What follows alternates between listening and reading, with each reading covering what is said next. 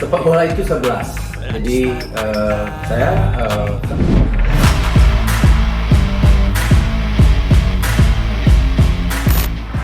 Indra Syafri siapkan formula khusus hadapi tuan rumah, gaya bermain akan berbeda.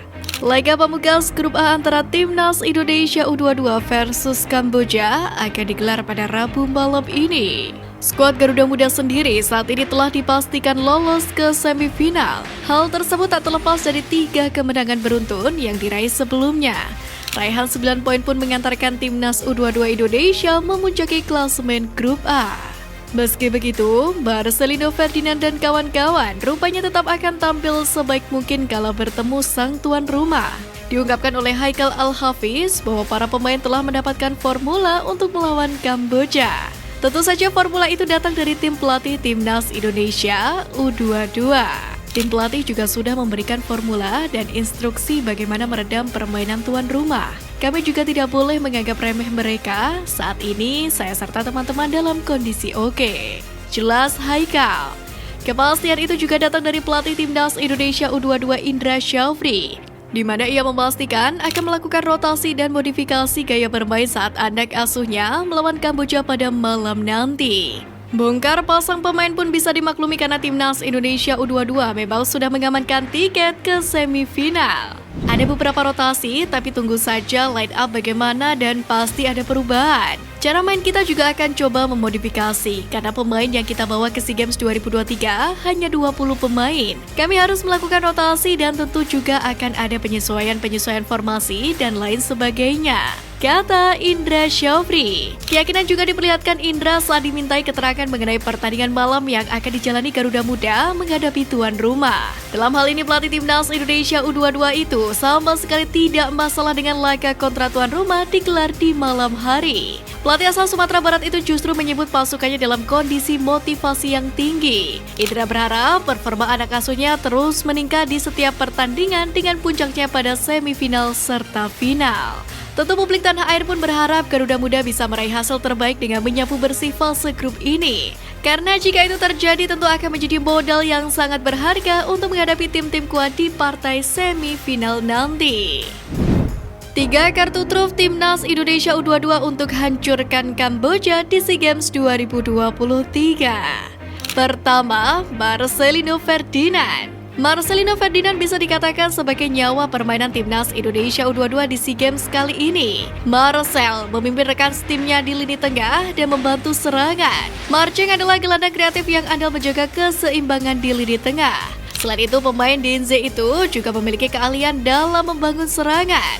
Marcelino pun juga bisa diandalkan dalam mencetak gol dan assist, di mana sejauh ini ex-gelandang Persebaya Surabaya itu sudah mengemas 2 buah gol. Kedua, Fajar Faturrahman. Fajar Faturrahman diprediksi masih menjadi andalan di lini serang Timnas Indonesia U22.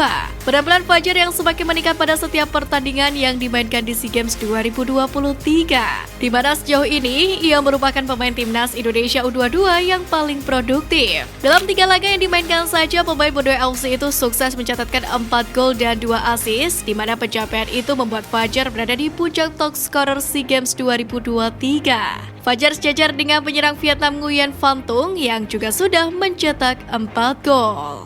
Ketiga, Ramadan Sananta. Performa Ramadan Sananta di SEA Games 2023 pun juga semakin meningkat. Pada laga terakhir, Ramadan berhasil menyumbangkan 3 gol dan 1 assist untuk Timnas Indonesia U22.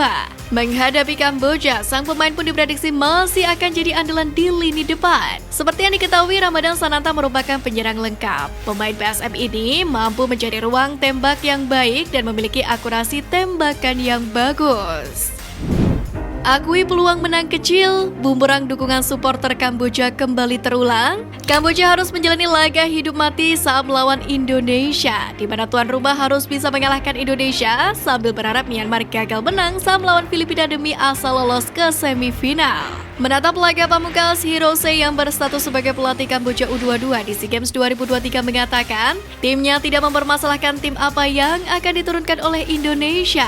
Hirose sendiri berharap para pemain Kamboja bisa bermain lebih lepas saat melawan Indonesia, di mana sebelumnya saat dikalahkan Myanmar 0-2, Hirose menyebut para pemain timnas Kamboja U22 demam panggung, yang mana mendapatkan dukungan dari ribuan supporter tuan rumah. Hasil ini tidak bagus untuk kami. Di pertandingan ini ada banyak fans datang ke stadion dan memberikan dukungan. Hal itu bisa menjadi sebuah motivasi sekaligus tekanan hebat. Para pemain Kamboja tidak mampu mengontrol emosi dan kehilangan ketenangan yang menghasilkan kekalahan ini, ucap Hirose saat dikalahkan Myanmar. Padahal, menurut laporan dari CNN Indonesia, tiket pertandingan Kamboja versus Indonesia di laga terakhir SEA Games ini telah ludes terjual, di mana sebanyak 10.000 tiket gratis diberikan kepada masyarakat Kamboja, yakni untuk menyaksikan laga melawan timnas Indonesia U22.